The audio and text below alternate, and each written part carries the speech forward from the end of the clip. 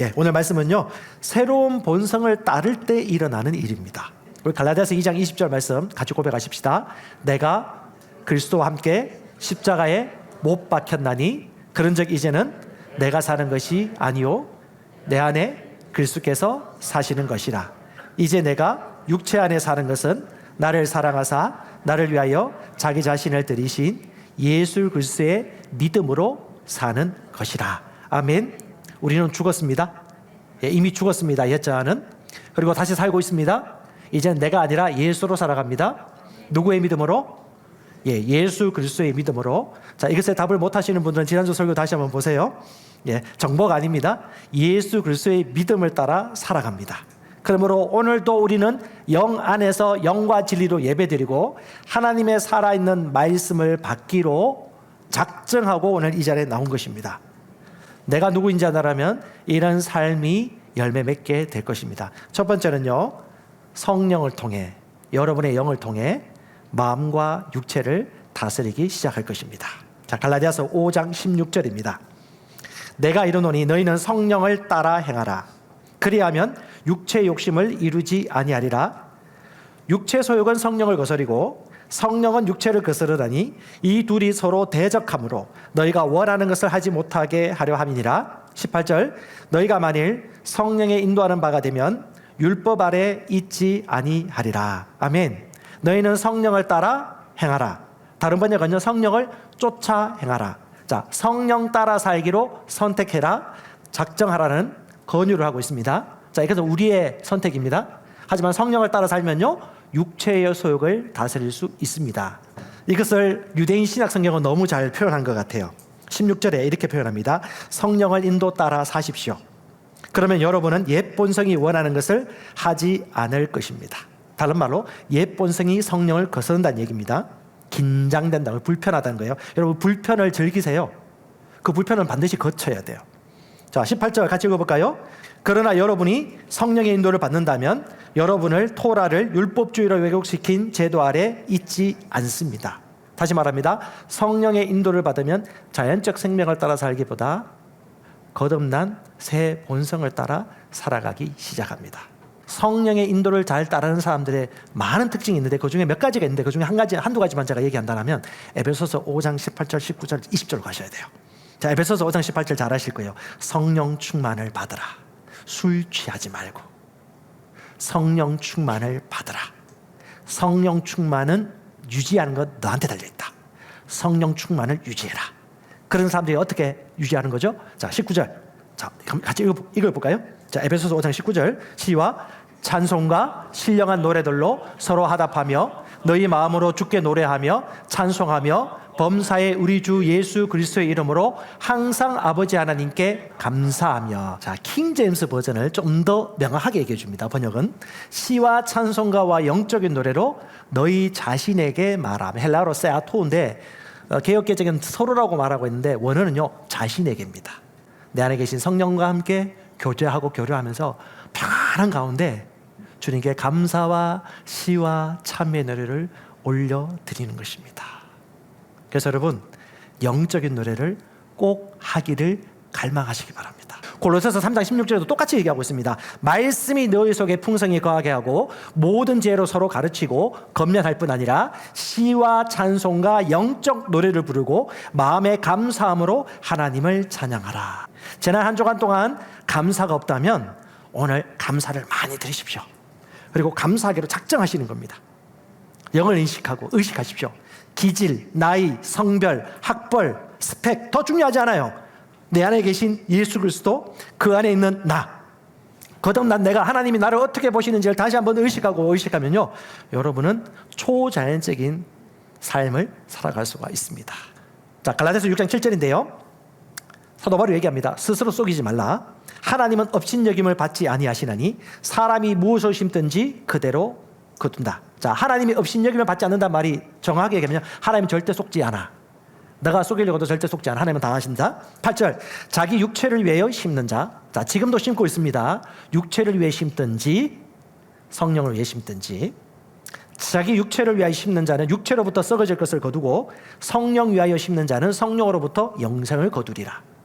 자, 9절 우리가 선을 행하되 낙심하지 말지니 포기하지 아니하면 때가 이름에 거두리라. 그러므로 우리가 기회 있는 대로 믿음의 가정들에게 착한 일을 할지니라.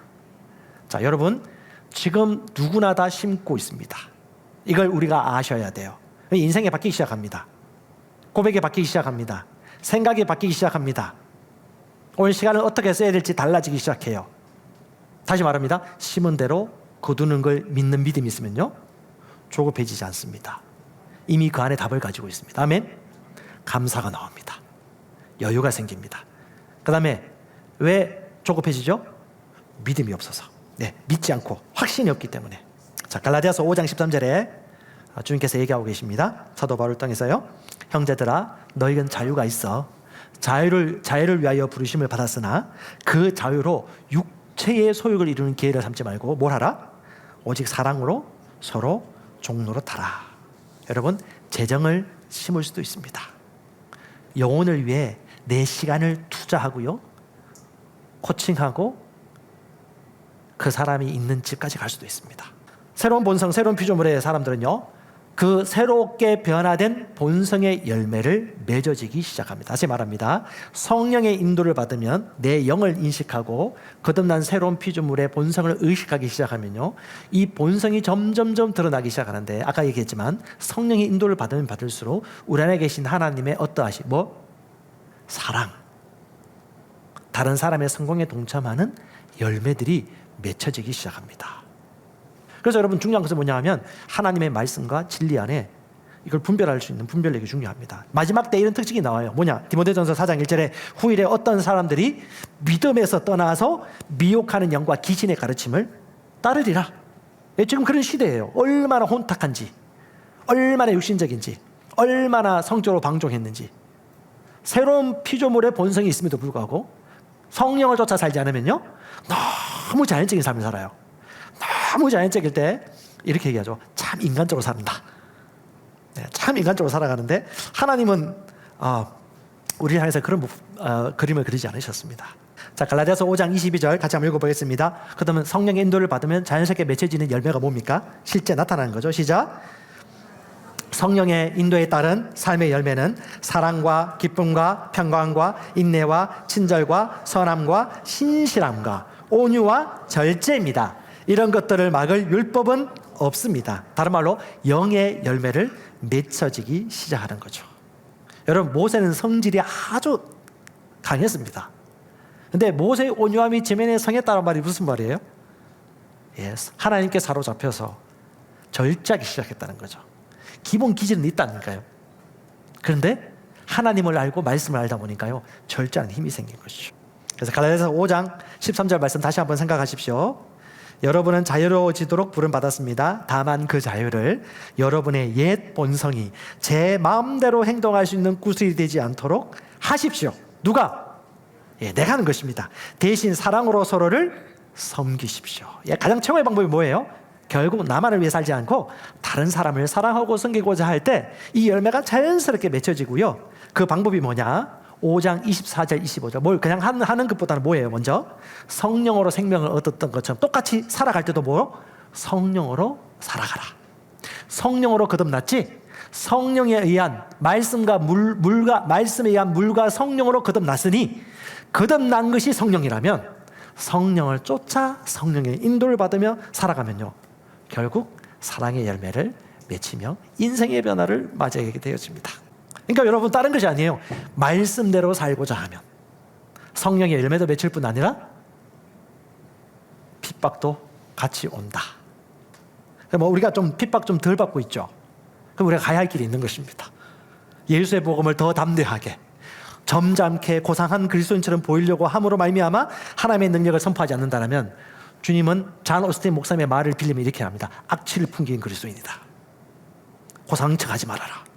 사람이 죽고 사는데 너 그렇게 살 거야? 다시 말합니다. 여러분, 성령을 따라 살면요, 성령을 따라 살면 영으로 육체를 다스리기 시작합니다. 육체의 일은 현저히 줄어들기 시작합니다. 그리고 믿음으로 심기 시작합니다. 그리고요, 거듭난 영의 열매가 자연스럽게 맺히기 시작합니다. 여러분, 너무 아름답습니다. 여러분, 그런 본성으로 태어났습니다.